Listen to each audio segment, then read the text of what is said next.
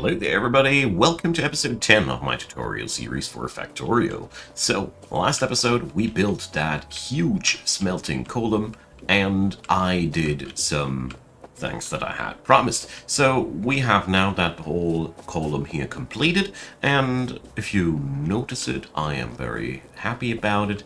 I have expanded simply the base. So we can now just drag out our base further by just adding in walls and just working with the ammo sushi build. So this way we're going to expand our base henceforth. But well, today it's all about upscaling. So if everything works as I want to, we will by the end of this episode produce ourselves some brand new technology packs, and we'll see how well that'll work. So currently our big goal, or big next goal, is to set up something like we did for the iron, but only for copper as well. Because we need as much ore as we can right now, and as much metal as we can as well. So let's add in a little bit of a door. And the next thing that is important is we need to fuse what we got from the southern mine here into the rest of our build. So we need to fuse these bad boys there. So I'd say we're going to go into the base, probably right there. So at this point, the red fast underground builds become more and more important, and I am very, very eager to automate them as well, because you see here, we have really not that much of a chance piping our stuff through here with our regular ones. So you can see, it does work, but yeah, you get the idea. We would have been able to do that with way fewer of the other guys. So that's the gist of it. So here we do some optimizations there as well. And before you know it, you have the finest spaghetti factory that one engineer could wish for. So we also now have a, oh well, let's see, that was not far enough. We now also have a double production on this belt. Let's do this like that. Connect these together like this. So what this means is that this iron ore belt will most likely be filled to the brim with ore most of the time. So let's see how well that'll work while I'm emptying my pockets. Don't need that old stuff anymore. Alright, so down here we can now see that our little mining outpost is also already under pressure. Sad, but nothing I wasn't expecting. So let's get down there and give those friendly neighbors some ammo. There we go. We definitely need to scale up all of our productions, as you can see. But the good part is we have now a huge iron plate production that we can today clip into this wonderful little thing. There we go. We don't need this anymore because we are no longer serving a one-sided belt. There we go. So our entire factory is now fully locked and loaded. That is good news, and we will continue like that. So let's get back down to our outpost here, give it a bit of extra magazines, and give it a bit of extra turrets now that we know where the heat is happening. As you see, these two guys, they easily reach this firing area there still, so we totally want to have these. And obviously, we're dumping all of our magazines in there as well, because we need. Alright, it also becomes hopefully pretty apparent already how iron hungry the average Factorio factory is. Because what we got all here is all nice and dandy, but it is just one little furnace stack. It ain't much if you're asking a pro, it's rookie numbers. It's not even steel furnaces, so that is really not much. But it is a good and solid start.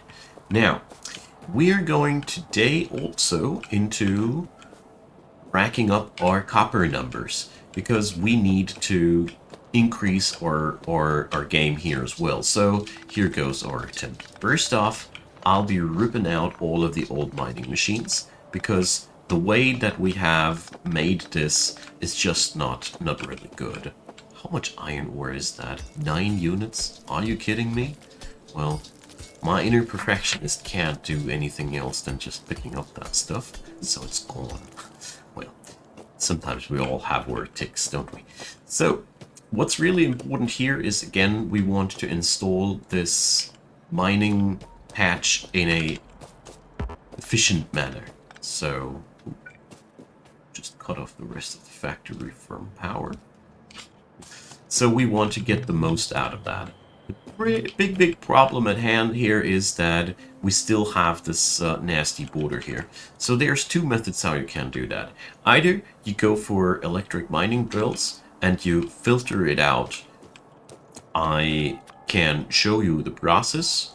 I will show you the process now, but I'll show you an alternative at the end of this process, because I personally am not a big fan, but I want to let you know how it works, alright? So, here we go. Let's add in some extra research. We're going to research batteries so we can go for solar power one day. Okay, when you check out these guys now, they'll mine out copper and stone. What you can do here now is install a splitter and configure it that it filters the stone only into one direction. Then we can let it ride like this. So, this way, no copper will be running this direction, and only stone will be running that direction. The problem with this method is very easy. This only works if there is a constant consumption of stone. Otherwise, eventually your mining machines will stop working because either no more stone can be transported this way, so copper will run out, or the other way around. That's why I personally don't like it too much. You can also use filter inserters to pick the stone away whenever it comes, but the long story short is, whenever you set up a mining machine like that, you'd be basically needing to set up mining chests right next to it to store as much stone there is.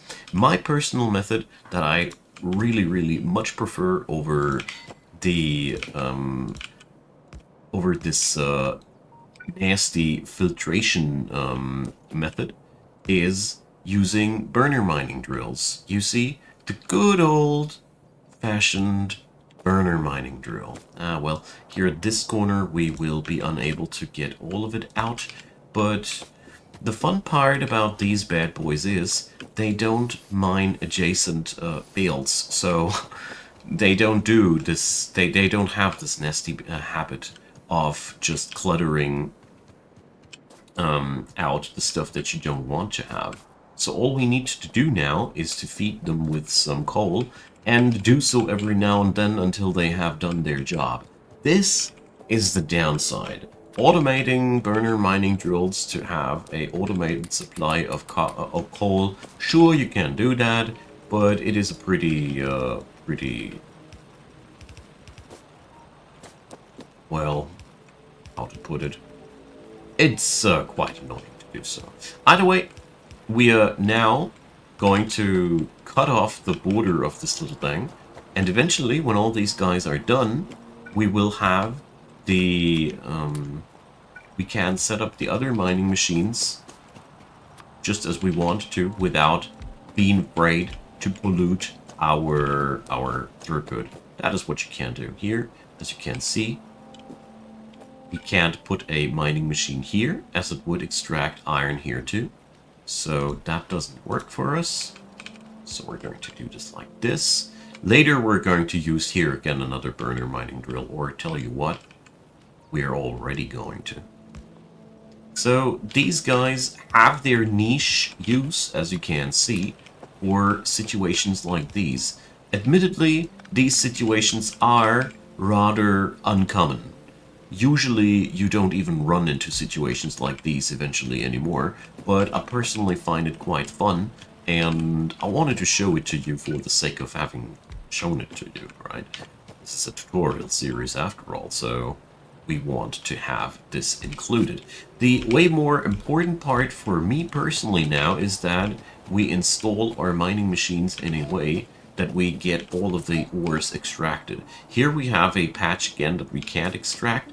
This is because we have planted our base into this vicinity here, so well, let's call it unprofessional decisions, but well, it is a tutorial series after all.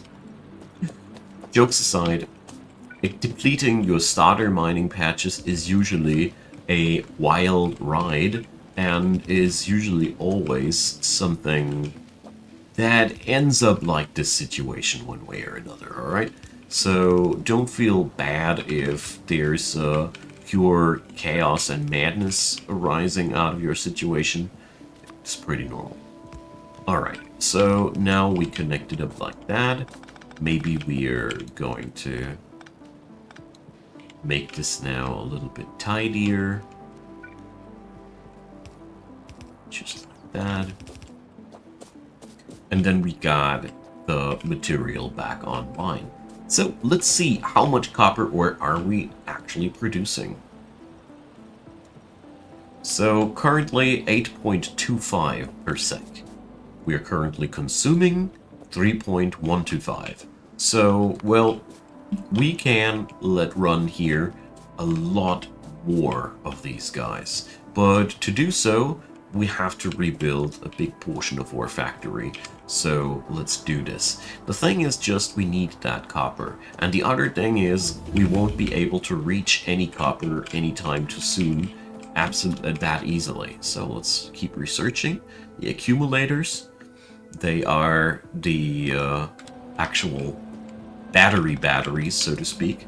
The ones that really store power for us. And now, let's look at this. We have here the same issue at hand as we had before, but I feel like I don't want to go through the same pains I did with the iron column. What the heck is going on? That's been the weirdest door that I've ever seen. And we're going to go and build that smelter column out here directly. So we're going to get started with laying out the wall like that.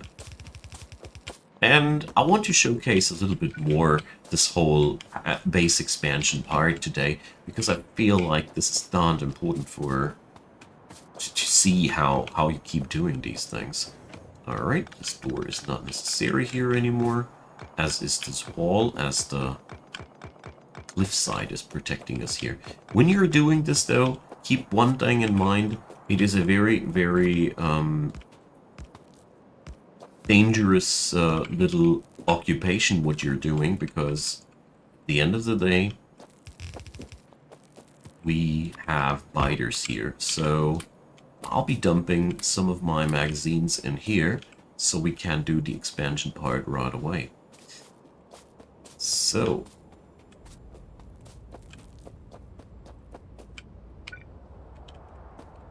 now we feed this like that.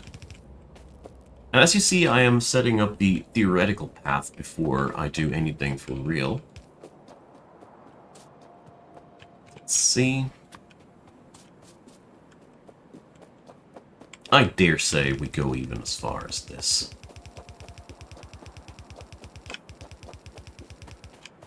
There we go. That'll get us some nice territory to work with. Alright. Probably we'll be running out of build here eventually.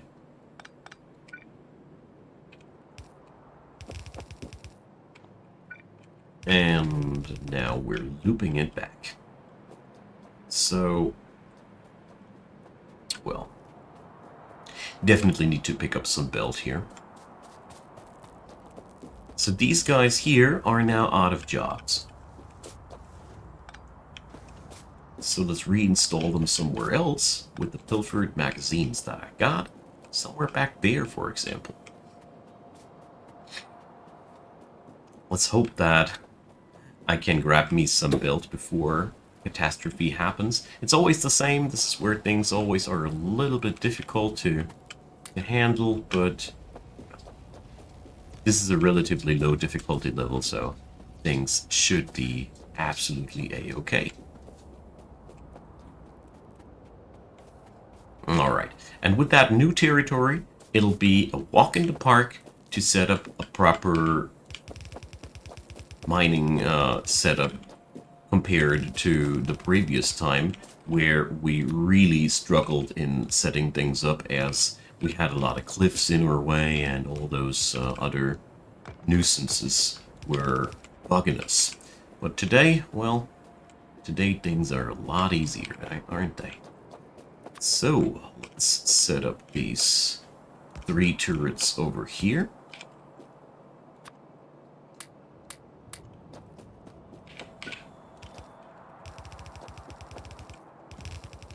There we go. My goal, obviously, is to make sure that we have the same pattern looping back into the factory. Here we go. Just like that. Now we can remove all the rest there. Take these. Remove the towers there. Replace them with new ones there. Just like that. We've expanded our defense grid.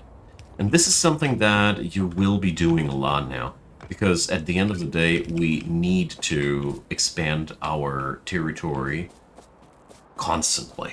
We'll go crazy if we just stick with what we got, because we just need more room to expand into.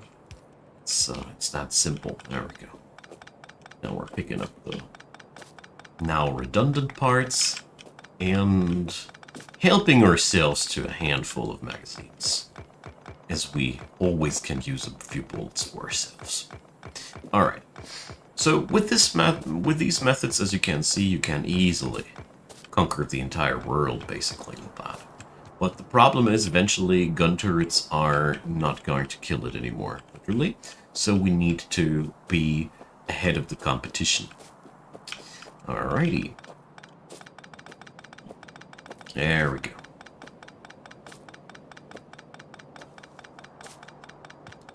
The big annoying issue at hand is, though, that we have not enough copper in our vicinity to work with. So that will be something that we totally need to resolve as soon as we can. Here we go. So, let's make sure that the infrastructure is really working. It's another very, very important part.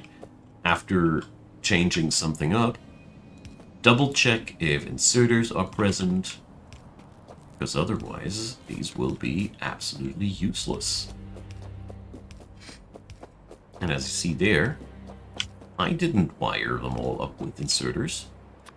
Quite the contrary.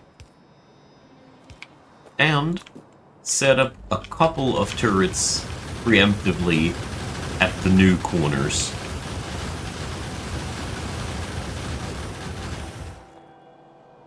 Because it is always like this. When you set up a new perimeter, it's always the case that, well, there's always new vectors where the enemy will attack at.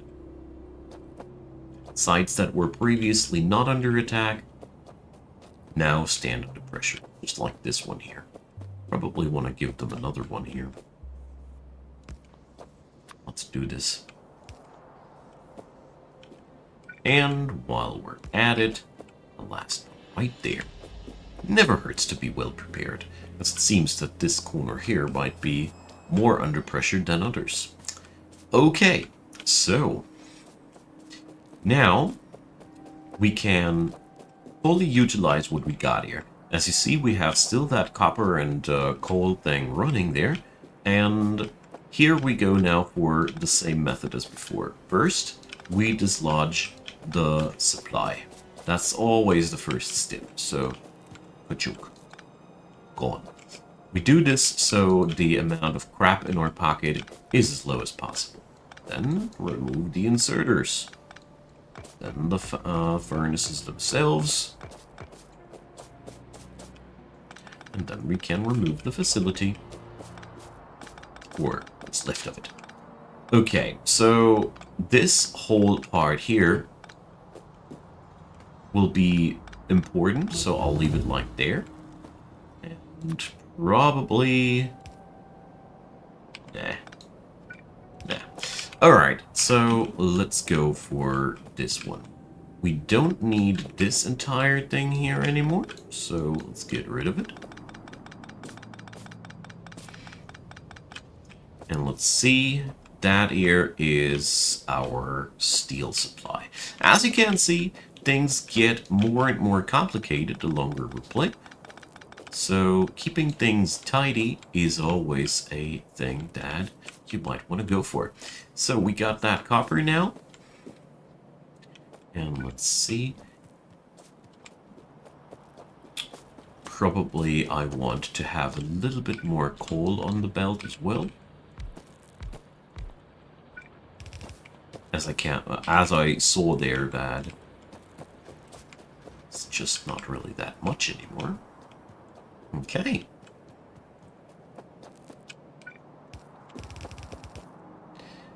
So, what are we going to do? Is this really necessary to flow like that? The answer is no. Reweaving your belts is a constant and ever reoccurring hassle that is just a ground principle of Factorio. So don't you ever dare to think that you will ever be spared of that. So, but we got really good territory to work with. And we're going to set up a new smelter column like that.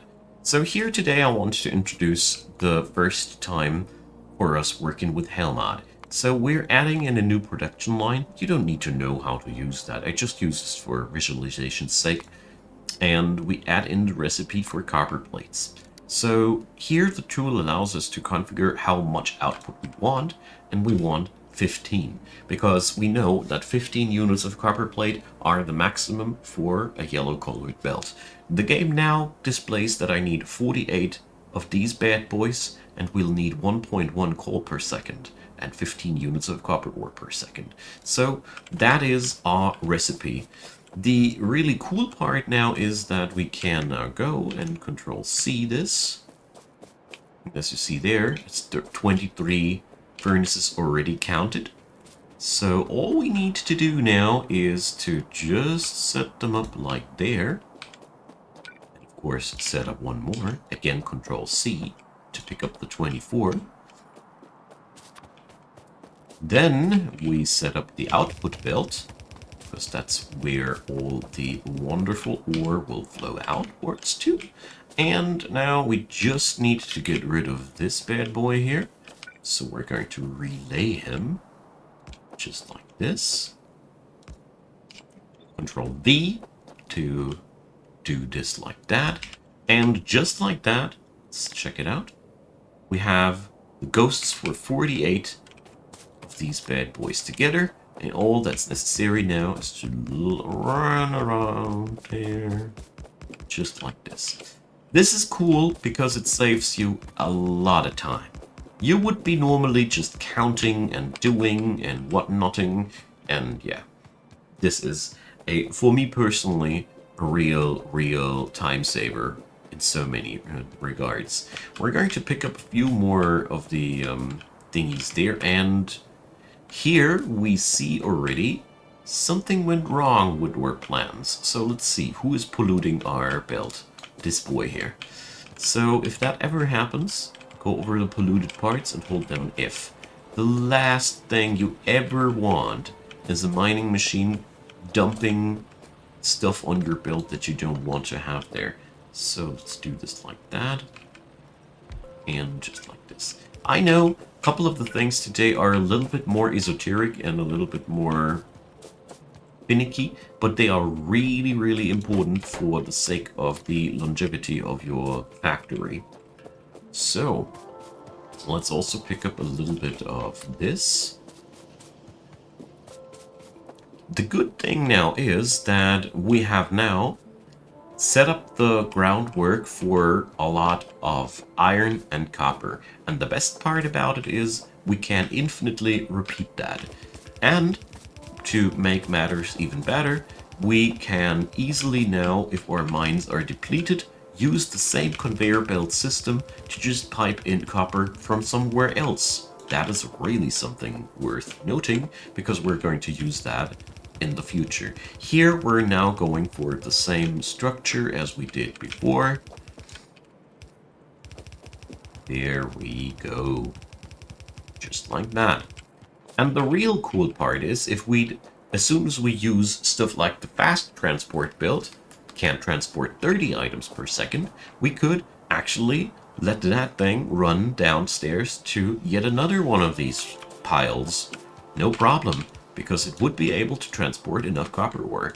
So, I did this the last time off camera, and I decided that one time we shall do it together. So this is a neat little trick. You just pull across with the left mouse button held down, because we need to pick up and dump and extract into the same direction. This is something that we can take to our advantage. There we go. And now we need to rotate that and do it on the other side as well. As soon as we are advanced enough, we're gonna have robots on our engineer that will fly out and build everything that we have control copied. So that means in the future we'll just control copy the blueprint of this whole thing once, and then our little drone robots will fly out and do the heavy lifting for us. Isn't that nice? Alright, and the last thing that this grid now requires is coal. The problem here isn't that... No, there's no problem. So you can now run across and hold down like this. Same on the other side. This is as fast as I can build these. You see, I have developed these skills not because I wanted to. I did so because I had to.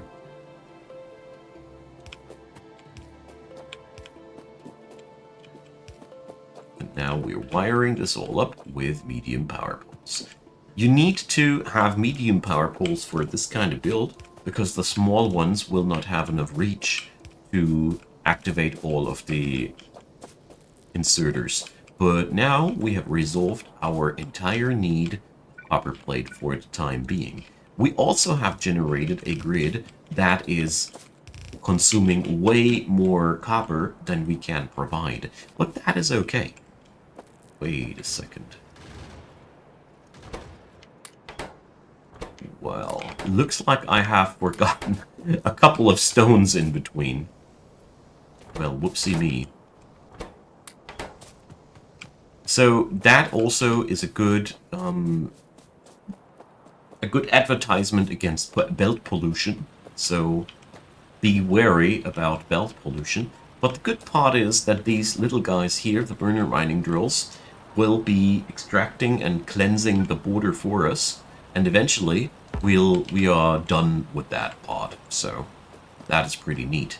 Also, we are now extracting the hell out of this little patch, and it'll eventually run dry. We can't change that, but it ain't much of a big deal. So let's keep researching. Advanced electronics is one key technology giving us red circuits. These are enhanced ones. They even cost green circuits to begin with, and they are one of the keystone technologies that we require. Alright, so our factory is going darned well. The next step for us will be to upscale in terms of technology. I'll be taking the liberty of upscaling the power grid a little bit in the absence of you folks offline. We are going to build this a little bit up as we are grinding out more and more or grinding up more and more power hunger. So, next episode, we are going to expand technology-wise, because it is now time to get ourselves hands on the military tech. And I also want to talk about the, well, long-term plans for its factory. I've decided, just to give you a heads up, I've decided for this factory that I'm going to use the starter base complex and rebuild it into a real factory, so we can together see how cool it can be to just keep using what you already got instead of abandoning it and rebuilding somewhere else. Basically, to end today's episode, these two smelter stacks that we built could have been built somewhere else as well, where you set up a new factory. Would have been absolutely feasible to do this down here and restart entirely. Or you do it like we do here and restructure things. I want to showcase the whole restructuring process a little bit more thoroughly, because I feel like this is something that is really... I can't stress this out enough, that Factorio is allowing you to pick up everything you built and rebuild it elsewhere. And that is something, well, if you don't use it, you're the fool, in my opinion. Anyways, thanks for watching, you all. We're going to continue next time. I am very, very interested to see what you guys have on your mind, so drop me your comments down below, leave a thumbs up if you enjoyed the show, and of course consider subscribing.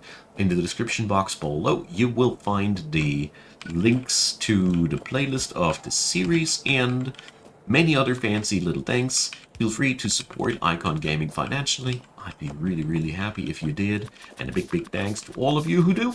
You truly are magnificent people, and of course, a big thanks to everybody watching this series. You guys are awesome. See you all next time. Bye-bye.